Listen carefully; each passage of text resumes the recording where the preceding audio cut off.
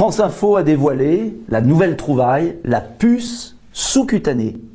C'est quoi? C'est un implant électronique connecté, infime, qu'on met sous la peau, dans la main par exemple, et qui permettrait d'ouvrir la porte de sa maison, de payer, d'être reconnu, de pouvoir entrer dans un stade, de monter dans un avion.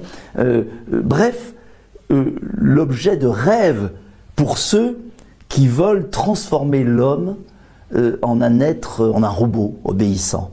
Alors ça vous paraît de la science-fiction, mais France Info, et c'est ça qui m'a le plus choqué dans une chronique du 4 septembre, s'enthousiasme pour cette innovation. J'ai repris là le texte de l'émission. Il faut voir les mots employés. Les deux journalistes nous expliquent que c'est la modernité, que c'est formidable, que ça évite de se faire voler ses clés, de se faire voler son portefeuille, que c'est une grande innovation, que même les chiens, oui, se félicitent que les chiens sont déjà badgés comme ça. Et puis ils disent en gros, bon, il faut que ce soit accepté socialement et culturellement, mais regardez, on n'imaginait pas qu'on pourrait payer avec son téléphone, alors sans doute dans quelques années ce sera très populaire. Mais comment ?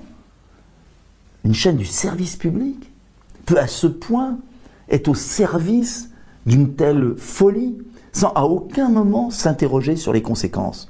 Parce que derrière cet objet connecté, il y a quoi? Il y a la transformation de l'homme en robot, mais il y a surtout le contrôle par ceux qui nous dirigent. Et je veux vous dire qu'en fait, aujourd'hui, il y a un puzzle qui se met en place. Il y a plusieurs pièces du puzzle. Et le jour où toutes ces pièces du puzzle vont s'assembler, nous aurons perdu toutes nos libertés. Ce sera fini. Alors, quelles sont les pièces du puzzle? Il y a bien sûr cette idée de la puce sous-cutanée qu'on va vous présenter comme une superbe innovation. Mais il y a autre chose. Il y a l'euro numérique qui est prévu pour 2027. La Commission de Bruxelles l'a lancé en juin 2023. L'euro numérique. Je vais vous expliquer ce que c'est. Et puis, il y a le portefeuille numérique. C'est autre chose que prépare la Commission de Bruxelles avec la France et l'Allemagne, les grandes entreprises électroniques, M. Thierry Breton. Alors, si vous regardez la puce sous-cutanée, l'euro numérique, le portefeuille numérique, ajoutez à cela ce qu'on a connu avec le pass sanitaire, cela veut dire que demain, on peut mettre en place le crédit social à la chinoise, l'accès à certaines zones en fonction de ce que vous aurez dans votre puce. Par exemple, alors on prend des exemples très concrets. L'euro numérique, ça veut dire quoi? Pourquoi la CNIL est très réticente à l'euro numérique? C'est parce que l'euro numérique, ça veut dire la disparition progressive de l'argent liquide. Quand vous prenez un billet et que vous allez chez le boulanger, ou vous allez acheter de l'essence, ou vous donnez à votre enfant, ou à votre mari, ou à votre femme, un billet, il n'y a pas de traçabilité. On ne sait pas quand, pourquoi faire, qui, comment. On ne sait pas. Il y a un anonymat. Il y a la liberté.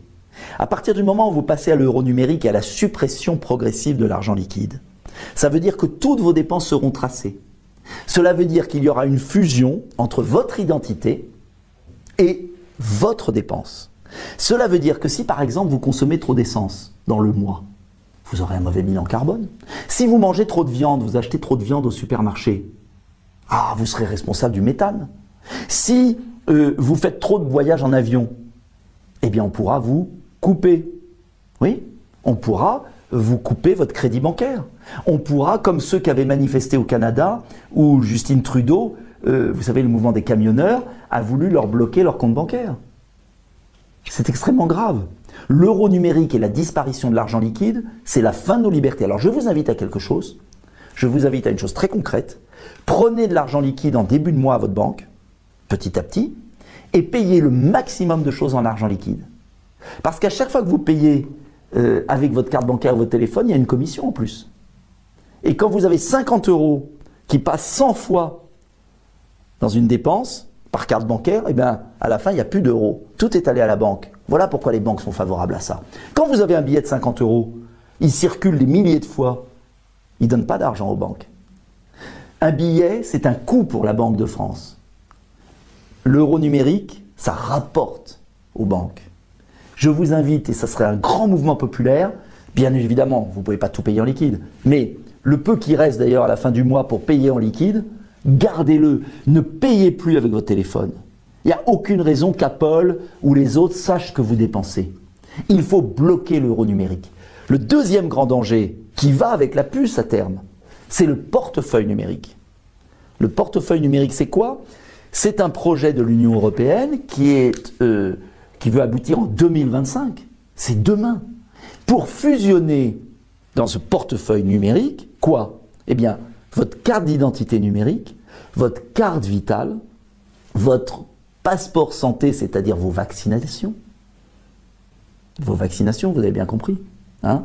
Plus le droit, par exemple, de prendre l'avion, de circuler, si vous n'êtes pas vacciné, d'injection Covid qu'on nous a imposé, avec tous les effets secondaires graves. Bref, c'est extrêmement dangereux. Et puis, il y a d'autres choses. Je l'ai là, parce que je veux tout vérifier. Il y a l'ouverture des comptes de banque en ligne. Donc, c'est la fusion de l'identité et de votre compte bancaire. C'est de la carte d'identité et du compte bancaire. Aujourd'hui, vous le savez, l'État, Monsieur le maire, avait demandé aux banques de transférer les comptes bancaires et on n'a pas le droit, les banques n'ont pas le droit de donner à l'État les comptes bancaires.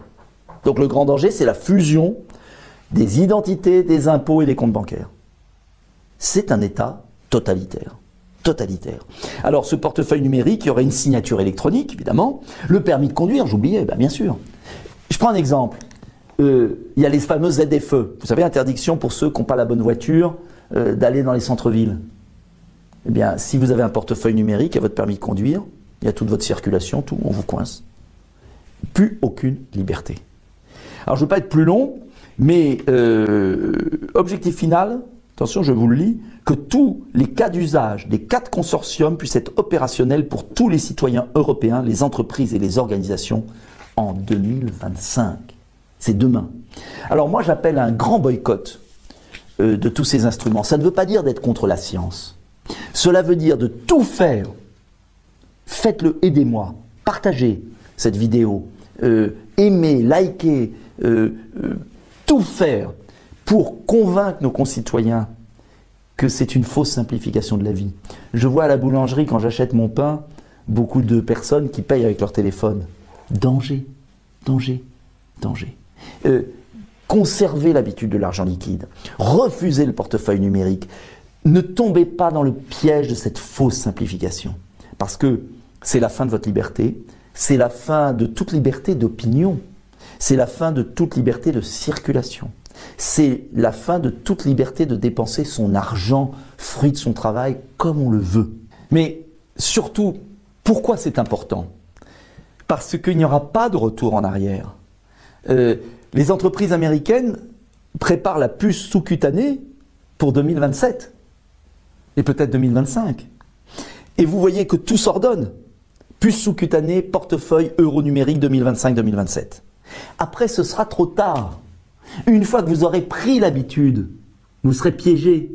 Au début, on vous dira, mais il y a d'autres solutions, vous en faites pas. Il reste toujours l'argent liquide, vous pouvez faire autrement, et puis vous n'êtes pas obligé de mettre la puce, mais c'est tellement pratique pour ouvrir votre porte.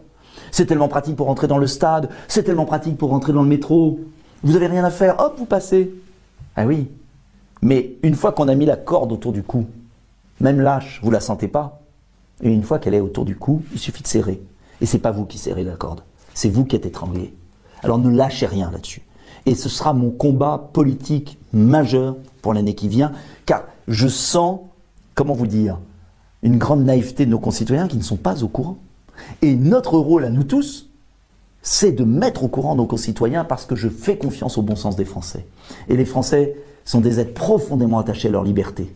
L'argent liquide, la liberté de circulation, la liberté de consommer ce qu'on veut avec l'argent qu'on a gagné. Voilà, c'est un magnifique combat pour les libertés, c'est maintenant qu'il faut le mener parce qu'après on ne pourra pas revenir en arrière. Et c'est lié aussi à la construction européenne, puisque bien évidemment, l'Union européenne totalitaire veut avancer sur ces dossiers pour cadenasser les peuples, car une fois que tout ça sera fait au niveau européen, les États régaliens ne seront plus maîtres de rien, cela sautera les États. Donc c'est la fin de la liberté nationale, de la démocratie nationale et des libertés individuelles.